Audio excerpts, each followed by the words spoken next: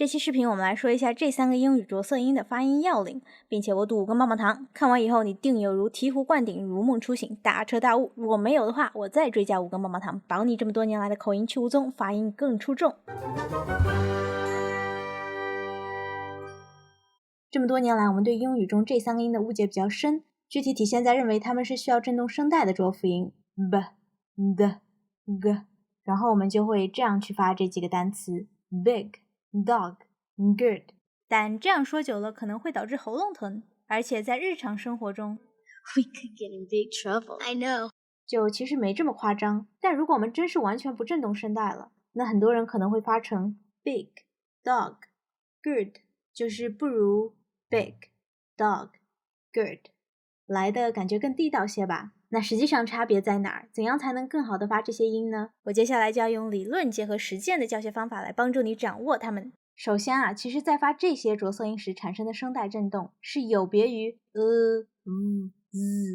这些音的声带振动的，在它们身上发生的声带振动实际上叫 prevoicing， 相当于一个热身一个预备振动。之所以叫 prevoicing， 是因为色音自个儿正式发出的声音应该是从除阻后开始的，比如说就是打开双唇之后，而这个预备振动在此之前就已经开始了，就是喉咙口发出的这样的音。当这几个音在语段首位的时候，母语者们在提不提前振动声带这件事情上也是因人而异的，有些人就是习惯会提前振动一下声带，而有些人则不振动，但是具体比例不明，为什么有人会振动有人不振动的原因不清，然后大家开始和持续 prevoicing 的时间也不尽相同，有人短一点有人长一点，但长也不过就是几百毫秒这样，不过多数都没这么长啦，这样就很容易因为后眼壁效应而不易被察觉。以这个单词为例，我们来听几段语音。Bears live throughout the world. Bear lost interest in me. Bears have a reputation of... Bears slumber lightly while hibernating. 就我自己听下来，好像只有第3段明显一点吧。Bears have a reputation of... 你觉得呢？如果你是这样发音的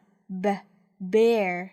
那说久了可能真的是会喉咙疼呢。但是如果几乎不振动声带的话，那不就和我们拼音的 p、t、k 一样了吗？可是这2组音听着明显是感觉有区别的呀，而且很多外国人都会把对不起说成对不起，不是吗？那排除了声带振动的因素后，其他的区别在哪儿呢？从我们听觉感知的层面上来说，一个比较主要的区别就是后接元音或者响辅音的调值了。响辅音比如说block， 那反正现在就是说这3个音的后接响音的调值们会比较低一点，所以即便不振动声带了，英语母语者们可能还是会把对不起发成对不起，而反观我们呢，则是会开开心心的把 bug 发成 bug， 有没有？不过这里说一下，大家不要因此就刻意把后接响音的调直接给降低，比如说 bug og bug， 因为这样的话，一个是不擅长发低音的朋友们可能会压着喉头发声，说久了嗓子会疼。第二个是这个调值不是从头低到尾的，只是后接响音起始段的调稍微低一些，后续还是马上会恢复的。那这个是为什么呢？这个就跟色音发音时候声带的状态有关了。就假装这个是我们的肺部，这个是我们的声带，这个是我们的口腔。在发英语的时候，我们会提高软腭来关闭鼻腔通道，闭上嘴巴来关闭口腔通道来持阻，就是积聚些气流啊等等好爆破。然后2片声带平日里放松的状态是这样的，现在为了要发这个音，我们的勺间肌会收缩，把2片声带拉拢靠近啊，然后从肺部出来的气流在通过这2片靠近声带的间隙的时候，就产生了伯努利效应，就把这2片声带给合拢了下。但现在封闭的口腔腔体的气压差比声门下压要低一些，所以这个气流又会把声带顶开，然后这样反复就是声带的振动。而像这样的振动，其实声带是处于一个比较松弛的状态的，而我们也就是在声带这样的状态下除阻的。接着元音就出来了，但是的发音是很短的，所以从到发后接元音给到声带调节的时间非常短，也就是说在发元音前面那一小段的时候，声带其实还是一个比较松的状态，比较松的话呢，它振动的频率就比较低，因此这个调听起来就低一些。但是大家有没有一个疑问啊？同样成阻持阻的步骤，我们发拼音的时候声带怎么就没有振动起来呢？这是因为我们发拼音这个音的时候，2片声带是打开的，然后气流就很通畅的通过了声带，这样一来单位时间内进入口腔的气流体积就要更大一些，这就迫使我们用来成阻的发声器官在这里就是嘴唇使出更大的力气来 hold 住气流。我们可以感受一下我们发拼音时候口轮匝肌的用力程度。不过虽然我们口压相对大一些，但是因为声带是打开的，所以其实口压和声门下压是基本持平的，这样就会迫使声门进一步打开，就是微微的打开些，然后声带也就会比发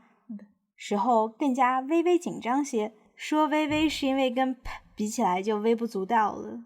然后因为声带相对紧张些，于是等元音出来的时候，起步的振动频率也就稍微高一些啦。那这里提一下 p 的声带，它也是挺紧张的，但是因为气流强度比较大，两片声带的开幅也比较大些，合上的时间比较慢，后续有一长阵子的气音，所以后接响应出来的时候混着气音，调值就也比较低些，吧、啪。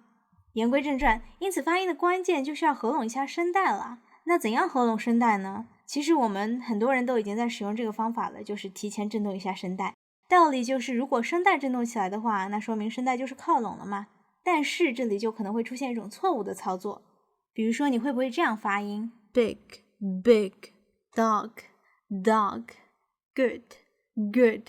仔细听的话会发现，就我发第二个震动声带的音的时候，声音变大了。Big, big, dog, dog, good, good。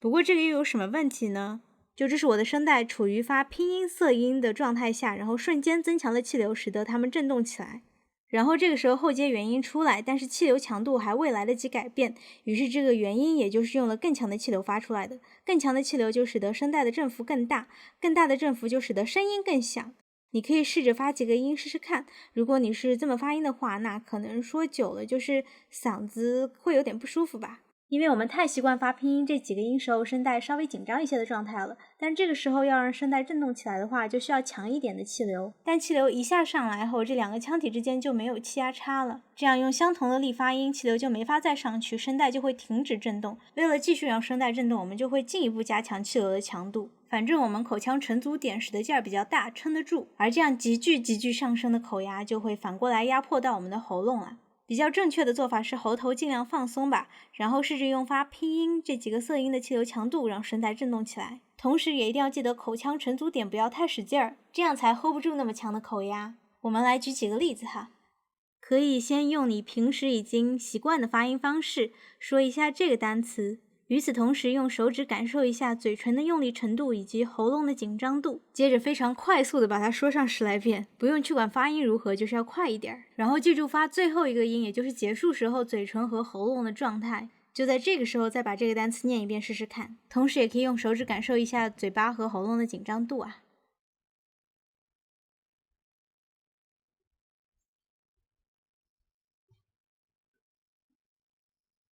接着我们可以再来试试看用你平时习惯的方式发这个单词。现在再用比较放松一点的方式念念看，然后试试看这个动作，就是嘴唇稍稍往里凹一下，但是口轮匝肌千万不要用力，要放松的凹 big。 但这只是夸张的口型啦，平时就只要放松轻轻合上就好。这儿说一下，我们至此说的都是在语段首的发音状况啊，在语段中的话情况又会稍稍有所不同。口语中的语段跟我们说的书面语段不太一样，语段主要是以出现了较为清晰的静音处为分界的，比如 The top areas of climate, things like cement and steel. Breakthrough Energy Ventures is in 40 companies, and so far. 所以这儿是有一个静音处，明显的静音处，然后这里又是一个明显的静音处，所以这是一个语段以的开头，第二个静音处以开头，第三个还是然后是 breakthrough 开头，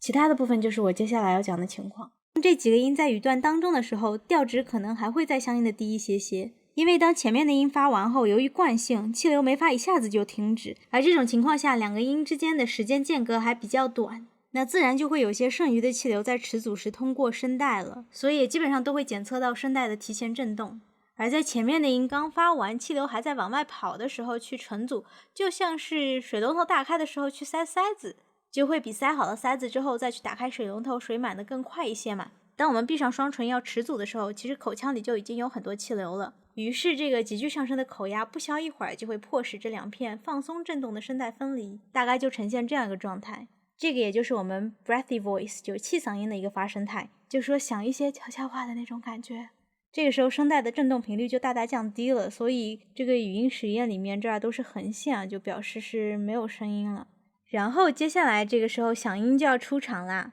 但是它这个漏风的状态恢复起来就更久一些，尤其是前面小部分的音啊，振动非常吃力，所以听起来就感觉可能音调更低吧。比如这个 SpongeBob No problem， 应该可以感觉到一点吧。那我在这儿想说的就是在这种情况下就让它顺其自然的发音，不要刻意震动声带了，不然就会听着有些别扭。 SpongeBob No problem， 但这里说明一下，这种震动就是 pre-voicing 其实是不足以成为让这几个音划分到浊辅音行列的原因的。那真正的原因我之后有空了应该会再做一期视频说一下。其实总结下来发这几个音的要点也就是2点，一个是用来成组的发音器官们，嘴唇和舌头在成组的时候不要太使劲儿，然后第2点就是声带要放松，就不要为了刻意震动声带而加强气流，以免伤害嗓子。最后简单的说一下这2个音的发音，它俩的平均发音时长会稍稍久一些啊，因为发这2个音的时候是舌头和上颚成组，即便除组了，气流得以释放，但出来的总是不及像发的时候嘴巴大开那么顺畅的，所以发音肯定是会长一些啦，尤其是要隆起舌根，除组的时候释放气流的通道是3者里面最小的。而至于具体发音舌位的话，我在上期视频中说了，发英语的舌位会更靠后。我之所以得出这样的结论，是对比了一些普通话教材中对发音的描述和一些英语视频教学中对发音的描述。前者是说舌根隆起抵住软硬腭的交界处，而后者就是说抵住软腭。不过现在掌握了以上的知识，感觉可以稍加分析一下。如果发音时用于成组的发音器官，也就是舌头啦，使劲比较小的话，那么就是说舌位应该是更低一点，也就是嘴巴再闭上一点，下颌骨抬高一些些。这个时候舌根隆起成组应该就也只能比较靠后一点了。但这就是口腔里短短一瞬间发生的事情，我也没有设备测量，目前暂时没有找到拼音和英语直接的超声波对比图。不过鉴于英语和吴语中这3个音的发音方式类似，我决定不负责任的直接用这个上海话中清不送气音和着色音发音时舌头的超声波图来给大家微微看一眼。中间白色的那条就代表了舌头的位置，舌尖朝右，左边是清不送气音啊，右边是着色音。英语的着色音跟吴语一样，也属于清音浊流。然后由图可见，发浊音